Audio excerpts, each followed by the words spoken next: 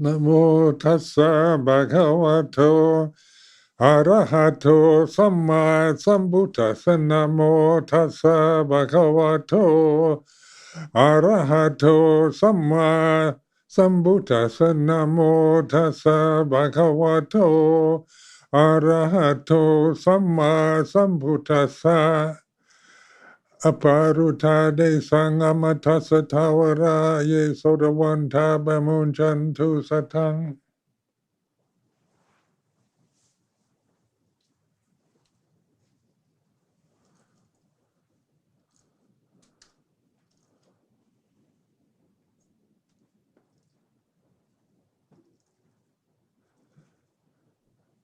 So this morning, Ajahn and Sokma took me on a morning ride to admire the scenery, beautiful autumn colors, and the monks here fit into the color scheme very well.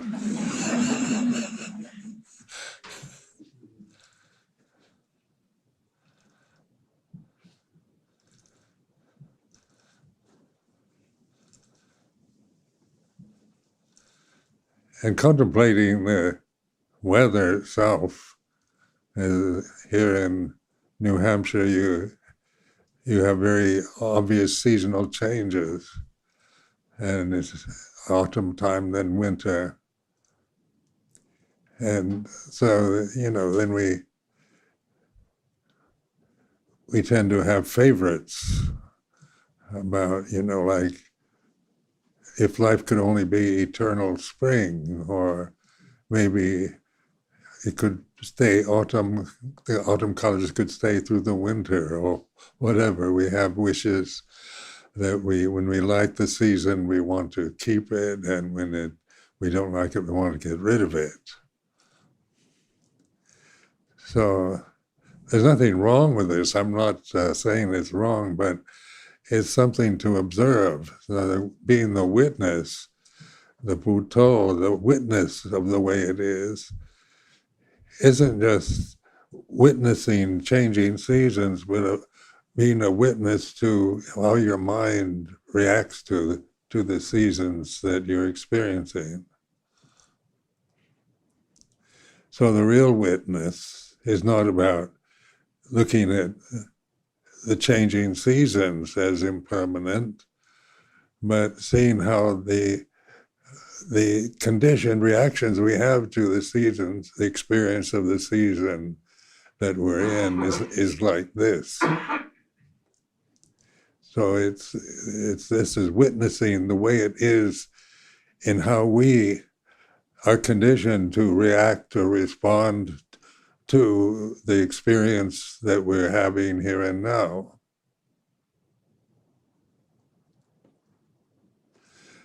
So in the Buddhist teaching, the second noble truth is the causes of suffering, is very, very clearly stated in the fact that attachment through desire, this ignorance that leads to attachment to desire. And we can witness this, be the witness to it rather than the owner, the victim, or the person that's caught in the momentum of like or dislike, or what we want or don't want.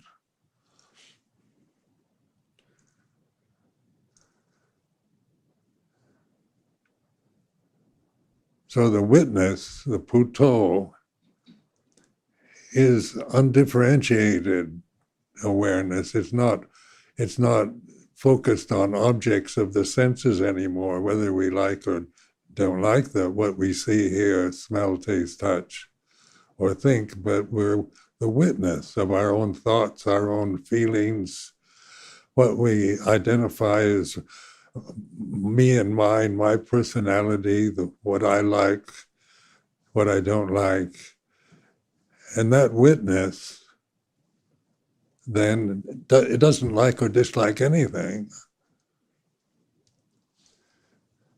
It's pure conscious awareness, not discriminating, not using discriminating words are concepts to describe experience in the present, because undifferentiated consciousness doesn't have language. It's a witness to language.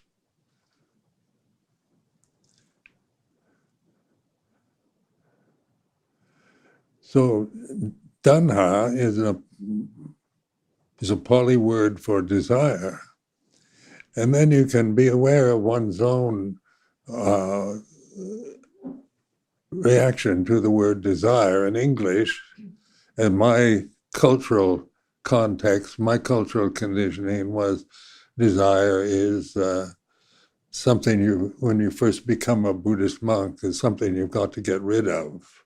You're living celibate life, you're living on alms, and then you want to get rid of desire. The idea of being content means annihilating desire, getting rid of it. Is a personal interpretation that takes the sense of me as a separate person wanting into observing desires that I want to get rid of if they're not very good. Like the desire, sexual desire, when you're living celibate life, wanting to get rid of that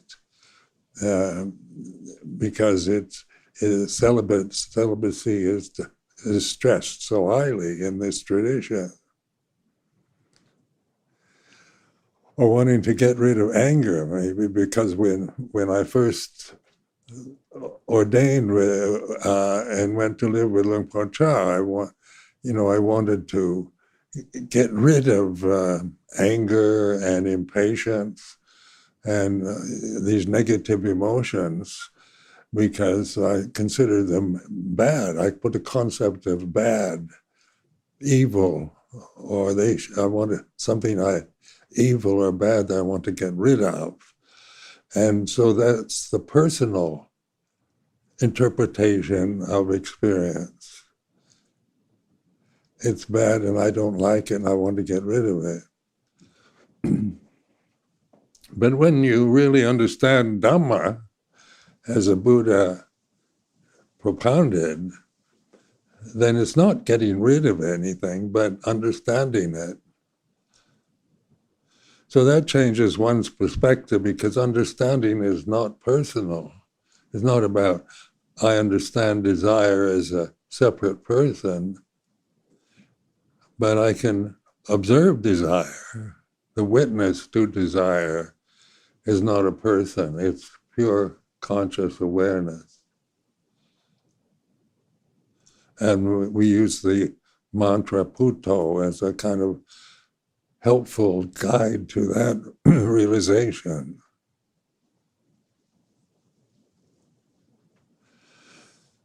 So this of course gives meaning to one's life, because we are very conditioned by our culture, by our generation, by the class we identify with the race that we identify with, by the gender. These are very strong sense of their mind, and they're like this, so you want them to be like something else, or you want people to understand you, you want to be loved, and you don't want to be rejected or excluded from society. And all these desires are part of a sense of I'm this isolated, lonely person on planet Earth in this human form, and I've got to survive somehow for a lifetime in a society that is changing or isn't what I really want all the time. Society can disappoint us, parents can disappoint us. There's so much to be disappointed by in the life experience. And all this is reinforced through the conditioning process of identity with the body. So the body is like a newborn baby, as I have often said. It isn't aware that it is a male or female baby. It learns that from the mother, usually, from the society, from the family it's born into. And then this is a desire realm that we're actually experiencing through these forms. These bodies are all desire forms. And when we identify with the body as our soul identity, we create this separateness, this sense of separation. And we want love, we want harmony, we want all kinds of good conceptions, ideals that we can imagine. But life isn't about what I want as a person, what I'm conditioned, programmed to desire, but this opportunity in Buddhist meditation is to investigate. To know desire is wanting something, sensual objects. There's kama dana, desire for sense pleasures. That we can relate to very easily. And then wanting to become, bhava dana, wanting to become something, wanting to attain, wanting to achieve. And in monastic life, most of us start out wanting to get rid of our defilements and achieve enlightenment. Realize nibbana. When we ordain as bhikkhus, the whole purpose in the ordination procedure is to realize nibbana. What is that? What is nibbana, or the realization of nibbana? But it sounds like the very best you can imagine. And naturally, we desire it as we're conditioned to do so. We want the best, and we don't want the worst. And then we're conditioned through family training, through social training, through education, through reward and punishment. So this experience of a sensual form on planet Earth is conditioned to be rewarded when it's good and punished when it's bad. If you get good grades in school, you're rewarded. If you fail, you're punished. And living life in general, the legal systems of various societies are about reward and punishment. So then the desire to get rid of desire is a subtle one, because the idea especially from a Western conditioned mind is to get rid of desire, because it has this negative connotation as an obstacle, something bad, something evil, something unwholesome. And so we can meditate, practicing meditation. Various styles of meditation are for tranquility, for peace, through supporting peaceful conditions. But life, for most of us, isn't going to be a totally peaceful experience, because the conditions realm that we're experiencing through the body, through the senses, is changing, just like autumn changes to winter, and winter to spring, and then to summer. Everything is in the inexorable changingness that is called samsara, or the world that we believe is our reality. So what is reality? What is real? What is really real? Because the real world for most people is what we see, hear, smell, taste, touch, is our bodies, is our reality. What we think, what we hold in biases and prejudices and views and opinions is our reality. And so reality is not the same for everybody.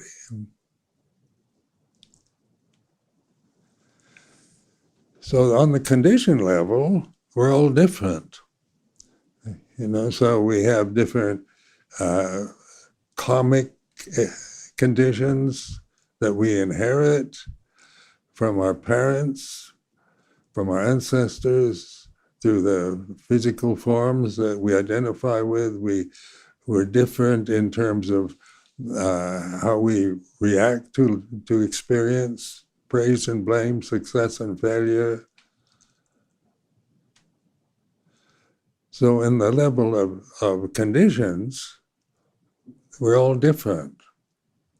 And yet, one would like us to be all the same on the condition level, to all vote for the right person, to have what's right in our society. We can imagine righteousness, goodness as an image of perfection, where everybody gets along and everybody's content and happy and respecting the environment, and on like that. We can imagine, create images of perfection. But when you investigate and witness the way things are, that's not the way we experience life. It's not perfect. The conditioned realm cannot be perfect in the way that we want it to, because its very nature is transient, changing, impermanent.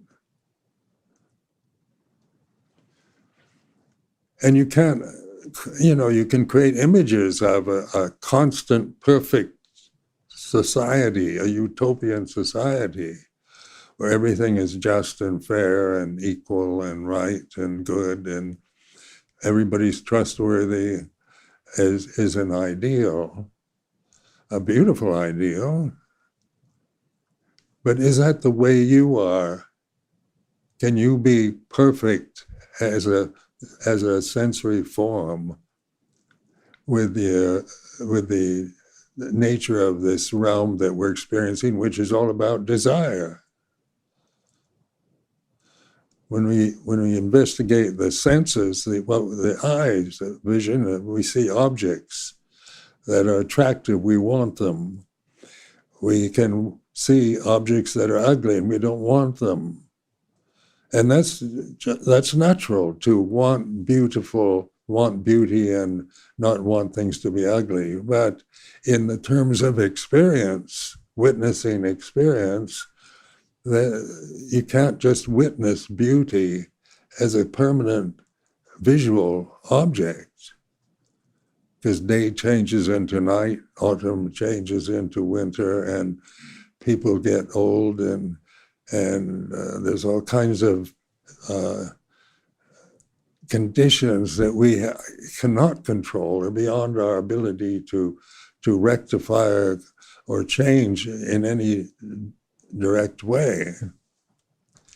But when we understand the nature of phenomena is impermanent, and that understanding is not a belief anymore. It's not like, as Buddhists, we're expected to believe in impermanency, but we witness it. Like the second noble truth is all about witnessing the causes, the three kinds of desire. Witnessing, not getting rid of desire, but understanding that it's like this. Wanting to attain nibbana is like this. Am I trying to say we shouldn't attain nibbana? We shouldn't want to attain nibbana? Or am I saying desire to attain nibbana, or complete perfect enlightenment and freedom from birth and death, is like this? That's the witness. That's the puto. That's the escape hatch that's available to all of us as individual human beings. So we don't get rid of it. We understand it. We understand the impermanent nature of phenomena, what we see, hear, smell, taste, touch, think. The real world that we once wanted to manipulate, make it fit an ideal beautiful ideal we might have about it. But even with best intentions, with good intentions, we cannot change changingness into perfection, because it's not meant to be perfect. Change is like this.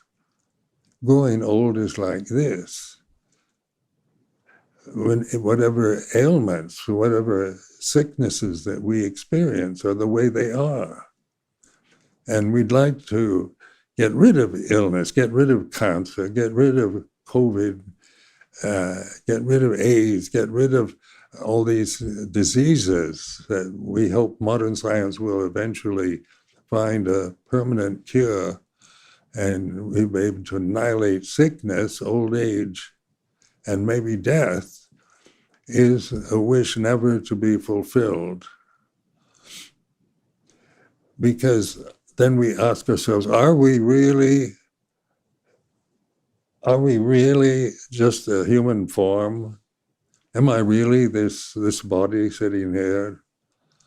Is this all that I am is just an aging old man? And then, in terms of the personality, which is conditioned when you're young, you don't want to be old. And so, old age can be seen as something to dread or fear or try to prevent. Because on a personal level, who wants to get sick or get old or be disabled in any way? So that's a desire to get rid of things, get rid of sickness, get rid of disease, get rid of pandemics. And that is something that we also witness, the wanting to get rid of all diseases, find cures for every ailment, is a noble wish. On a personal level, we all want to get rid of illness.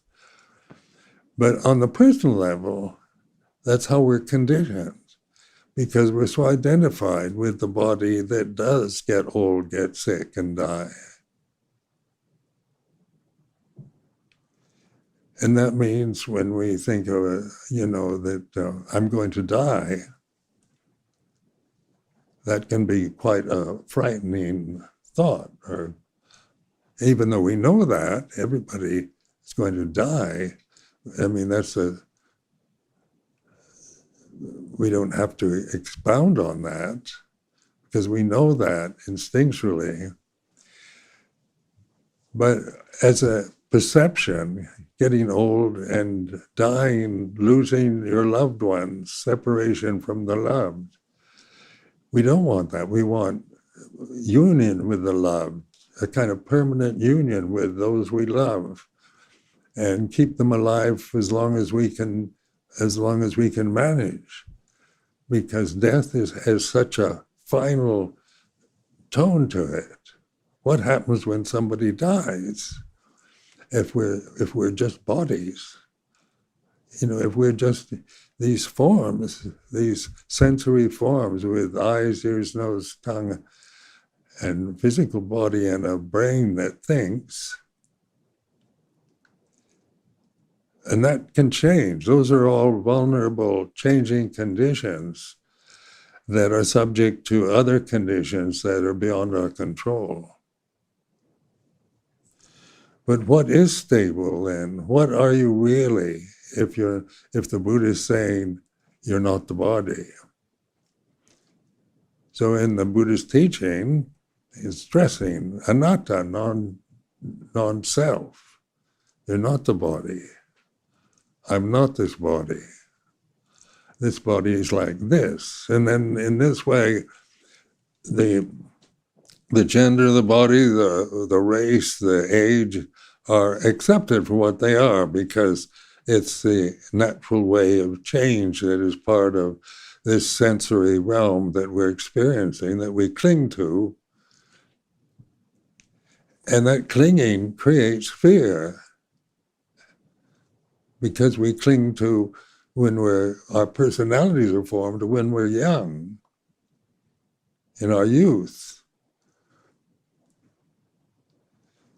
when we look young, and when we come from different family backgrounds, different experiences, from different religious backgrounds, that we can believe in or reject. But what is beyond religion and culture and environment and experience is awareness, conscious awareness.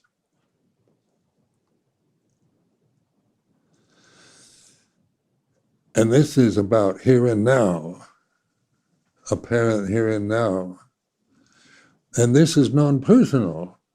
When you begin to understand the causes of suffering, the three kinds of desire, the insight is you have this insight of letting go of the causes, which is not annihilation, is not getting rid of the causes, because this realm is all about desire and change, about autumn and winter, about youth, about middle age, old age, and death. And so is this our destiny? Is this our fate? And what happens when we die? Will we, having been a monk for so many years, will I go to some kind of Brahmanic heaven? Or I've had insight, so maybe I'll realize Nibbana, speculate. I should be rewarded for living this kind of life as a person. And what is all that? That is thinking again. It's my personality imagining the possibilities of what happens when this body passes away. So the witness isn't about birth and death.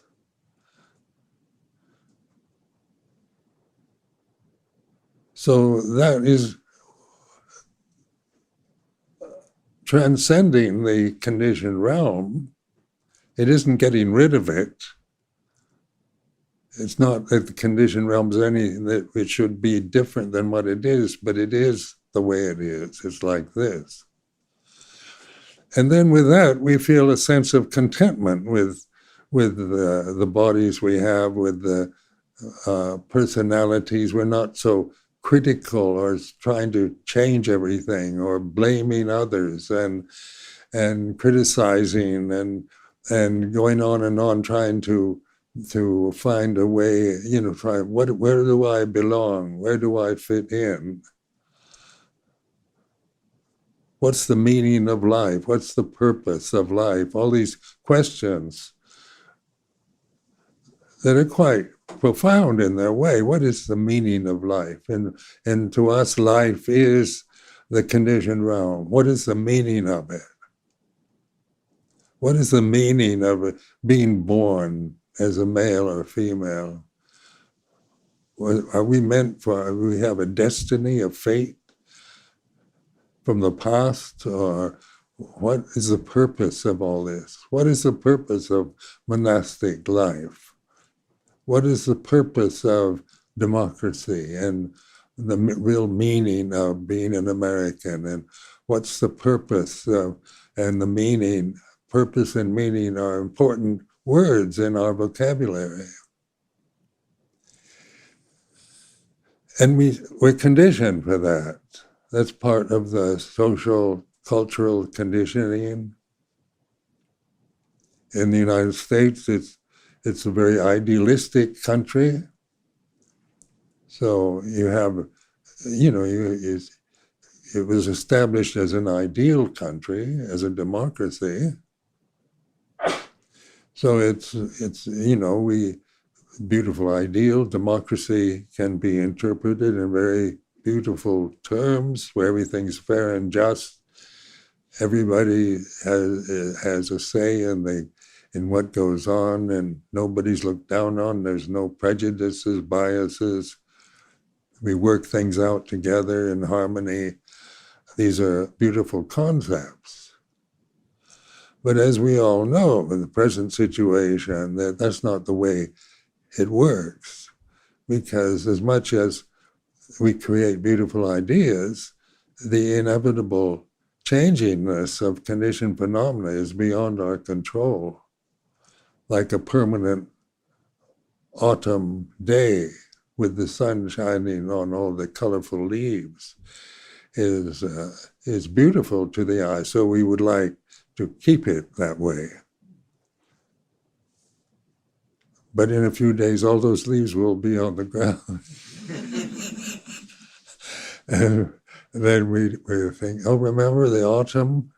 That was really nice. And then winter for, the trees don't have any leaves and everything looks barren and cold. And if we still remember autumn or spring or summer, then winter, we create a lot of summer. We don't want winter. We don't want it to be like this. But the witness, the Buddha, is aware of wanting and not wanting. So what is it that's aware of desire is not a desire. One desire can't observe another desire. So the conditioned realm can't recognize itself.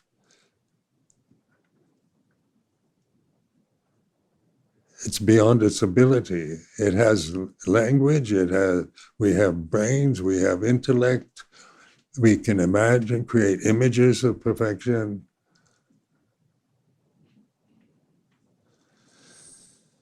And then we create ourselves as separate, special people, individuals who want to be special, or we just think are ordinary, but whatever we perceive ourselves to be as a form, as a condition, we're not that.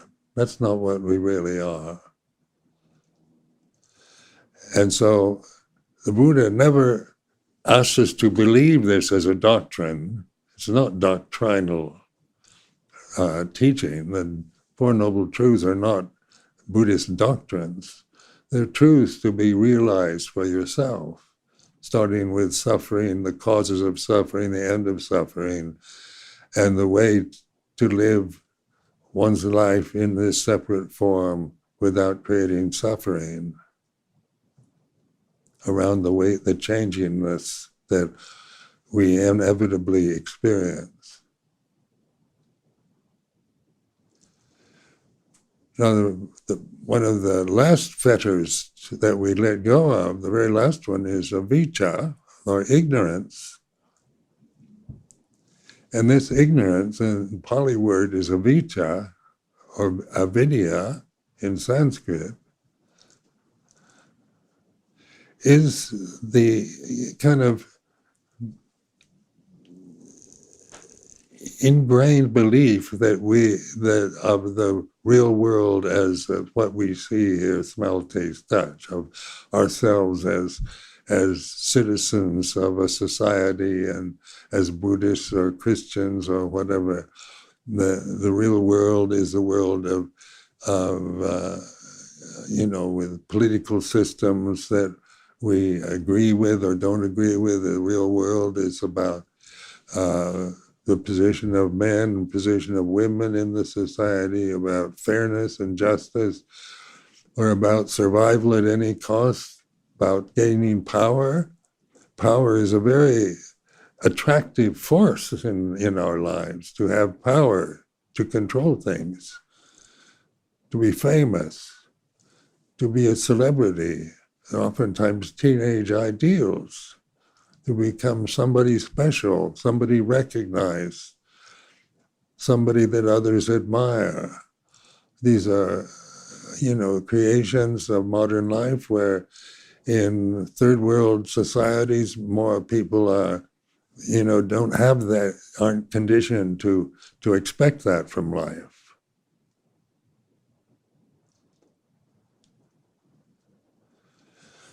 Except now that the mass media gives those kind of images, those kind of impressions available of becoming somebody special, the first one to reach the top of the highest mountain on the planet, or become a football champion or a film star, are still, ideal or attractive goals that we want to achieve. You don't want to be just a mediocre movie star or one that nobody gets their name, nobody recognizes their picture or their name on a screen.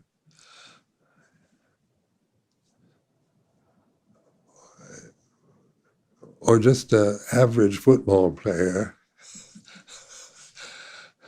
So you want to, to be the champion.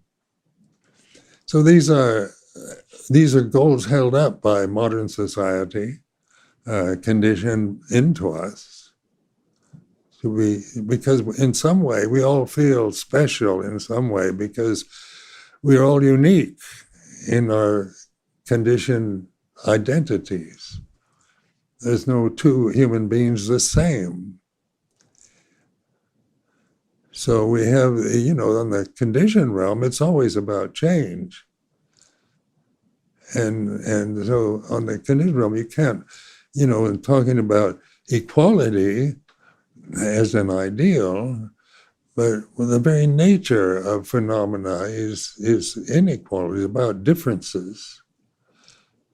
That's the way it is. The conditioned realm isn't about equal conditions, but changing conditions.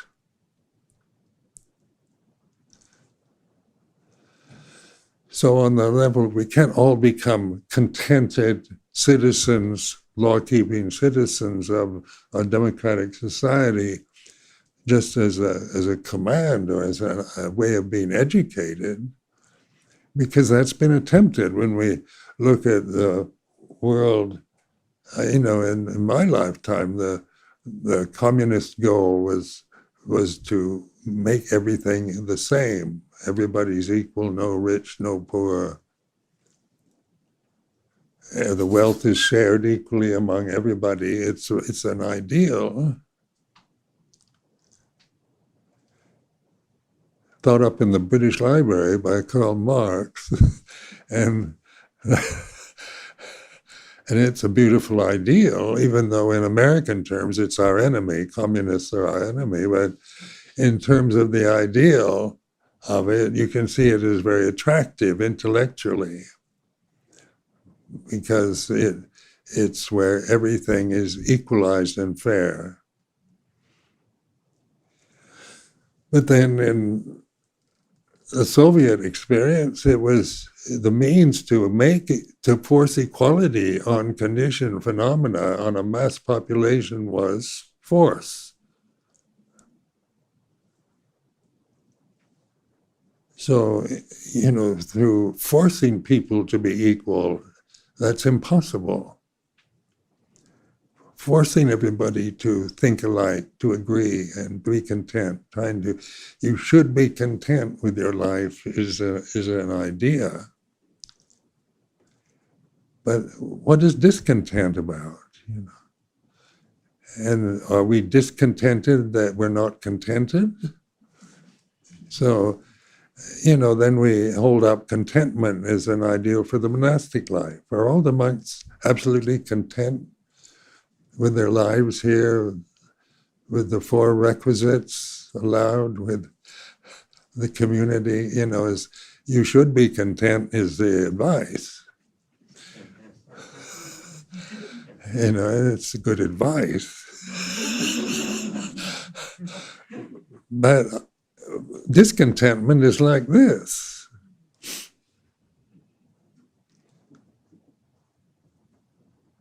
So in monastic training, according to Luang Por Chah's emphasis on conscious awareness, on mindfulness, he didn't ask me to be content with everything, but to be the witness to discontentment. Now that's possible.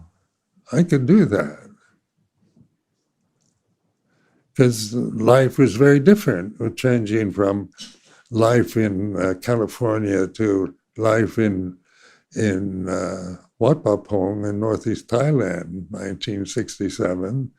It was changing from one kind of indulgent life of sensual experience into very conforming, obedient style of training in a completely different culture, in a different society. So I knew I should be content, and I wanted to be content. Contentment was an ideal I wanted. But I had to learn what the suffering of attachment to discontentment, or the desire to get rid of discontentment. Now that's what we call conscious awareness of the way it is. Because on the ideal level, I'm very idealistic as a person. I want equality and fairness and justice and equal opportunity and all the very best words that you can think, that you create in your brain. They're attractive to me. But in terms of experience, there's a lot to be discontented about. Because this realm that we're living in, that we attach to, that we grasp out of ignorance, is changing. And it's not, even if we have moments of contentment and peace and tranquility, if that basic delusion of a separate self is still operating, if there's still avijja or ignorance and clinging, then we're conditioned to do that. We can't sustain external conditions, even though we might experience them in moments, very precious moments of our lives.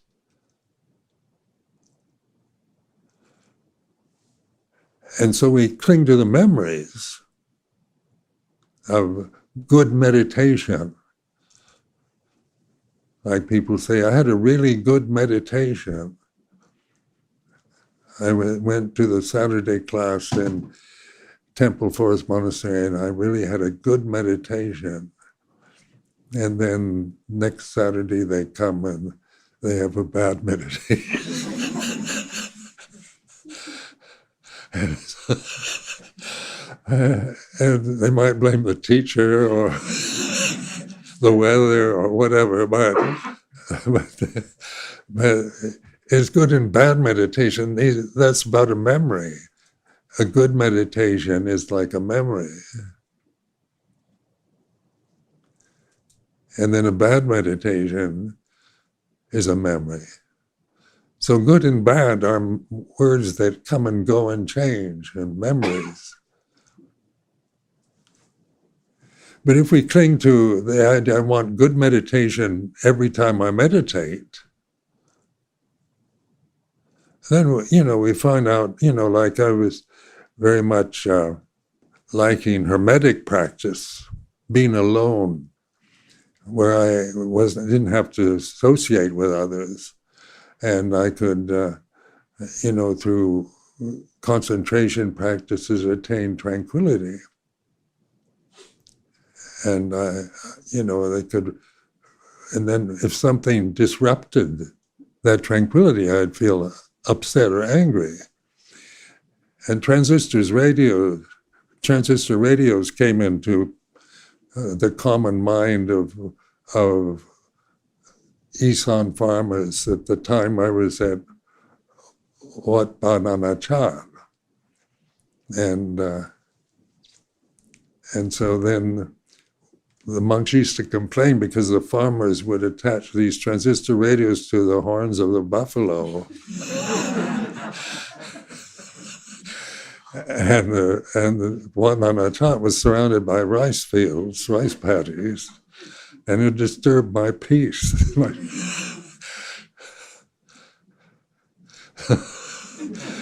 Another incident was, I'd been in Thailand so many years, like 10 years, and in the village of Bung Wai, which wasn't that far away from the monastery, they have these medicine sellers come by where they sell medicine to the villagers, and they have loudspeaker systems, and usually they played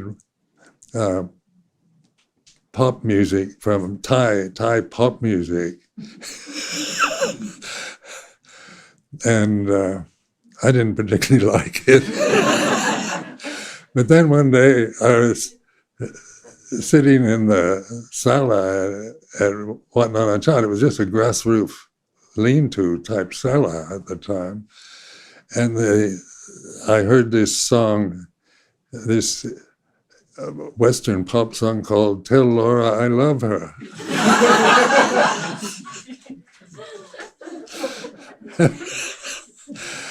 And it's a very sad story. And I started crying.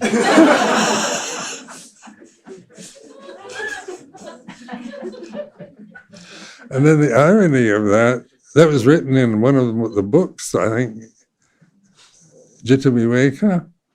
And when we established Amaravati, we'd have Saturday afternoon workshops.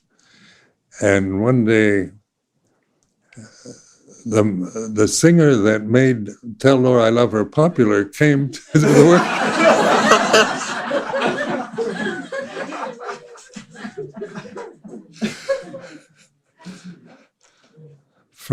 Ricky Valance, I mean.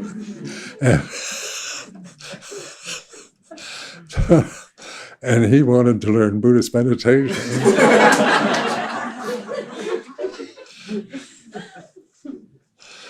So, who knows what the jokers above are going, planning for us. But this avijja, or ignorance, is basically the illusion that we create about ourselves as a physical body, and what we think and feel, our emotions are very real for us. So some people are very emotional, and others try to control their emotions. And so, we don't, I didn't want the monks to see me crying over a silly pop song. So I could feel the desire to not cry, but it's a sad story. And the last words of this poor motorcyclist was "Tell Laura I love her."